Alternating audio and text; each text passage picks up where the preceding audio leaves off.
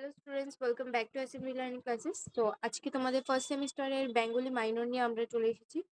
তো এই ভিডিওটি ফার্স্ট সেমিস্টারের জন্য। কোশ্চেনগুলি খুবই ইম্পর্টেন্ট, তোমাদের সামনে এক্সাম আসছে সেমিস্টার ওয়ানের। সো ফর্ম ফিল আপও শুরু হয়ে গেছে, আশা করি আপডেটটা পেয়েছো তোমরা, সকলের কলেজে দেওয়া হবে। তো আজকে আমরা বেশি কথা না বলে আমরা কোশ্চেনগুলো দেখে নিই কি কোশ্চেন আছে।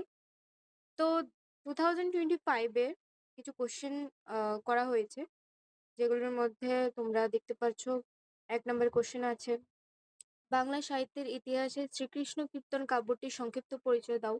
মহাভারতের 4জন অনুবাদকের নাম করো, তোমার মতে তাদের মধ্যে শ্রেষ্ঠ অনুবাদক কে, তার কবি কৃতিত্ব আলোচনা করো।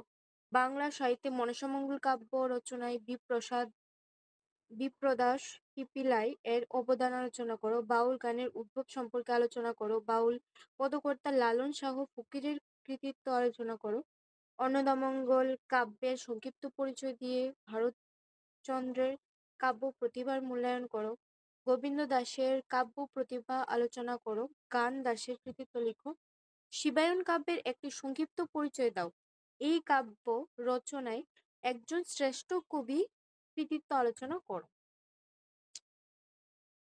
বাংলা সাহিত্যের প্রাচীনতম নিদর্শনের নাম কি? গ্রন্থটি কোথা থেকে কে আবিষ্কার করেন?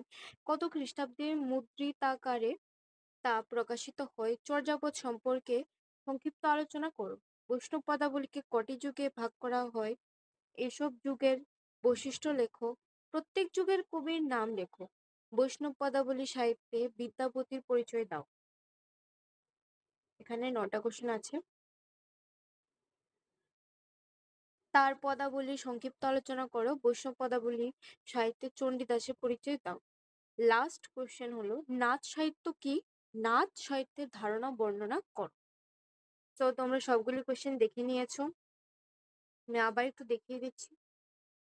তো এগুলি খুবই ইম্পর্টেন্ট তোমাদের এক্সামের জন্য। এগুলি তোমরা পড়তে পারো, আশা করি এখান থেকে পড়ে যাবে। তো আজকের জন্য ভিডিওটা এতটুকুই। Thank you.